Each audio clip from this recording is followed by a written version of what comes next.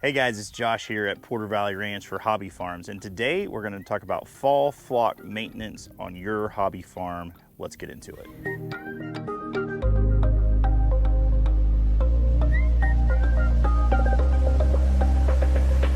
So here at Porter Valley Ranch, we have a small flock of sheep and goats. We run between 20 and 30 animals. That's something that our property can maintain and we can handle here on our small farm. So today we're gonna talk about a few things that we do on our farm in the fall to make sure that our animals are healthy coming out of the summer. The weather's starting to cool off and they're getting ready to go into breeding season. And we wanna make sure they're extremely healthy and ready for breeding season so that we can get the most out of our lambing season come next spring. So the three things we're gonna do today to each one of our animals is we're going to evaluate, we're going to medicate, and then we're gonna sort them so that they can get ready to, you guessed it, procreate. Sorry, I am a sucker for rhyming words. I'm an old preacher's kid, and that's just the way my brain works. So that's what we're gonna do today, starting with our evaluating. We're gonna be looking at each animal. We're gonna be checking their eyelids to make sure they don't have a parasite load or any signs of anemia.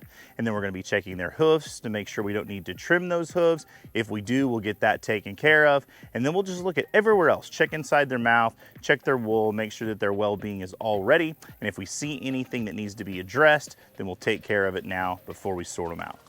The next stage is going to be to medicate. We don't know exactly what medications we're going to need, so we always want to be prepared. We do know that all of our animals need a shot of Covexin, which is the method we use to give them a broad spectrum of vaccinations with their tetanus and Clostridium and all of those things in there. So we're going to give all of our animals a shot of that Covexin, but we're also going to be watching for the signs of parasites. If they have parasites, we'll give them a shot of Dectomax or whatever kind of wormer you want to use. If there's any sores or wounds that look like they might be infected, then we're going to be ready with some antibiotics. If they seem like they're a little bit thin, we might give them a shot of vitamin B12.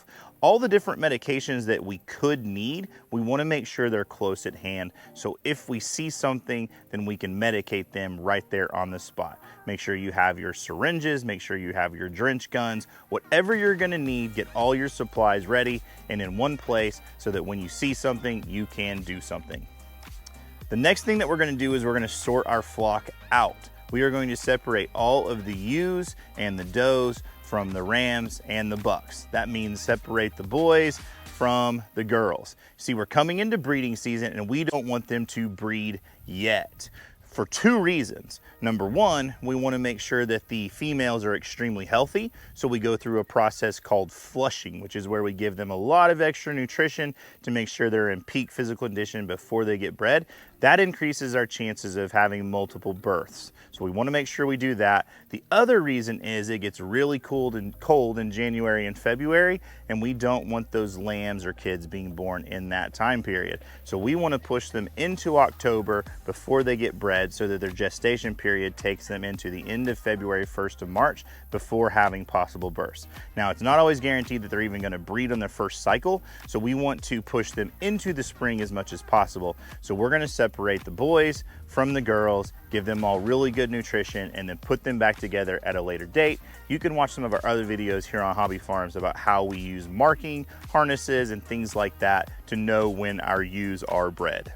Hope you guys enjoyed the video today. Hopefully it was helpful for you on your farm. We can't emphasize enough that you need to get your hands on your animals. You need to be checking them, seeing what's going on. And as this weather is getting cooler, now is the perfect time to do so. So get out there and take care of your animals. Hope you have a great day and good luck on your farm.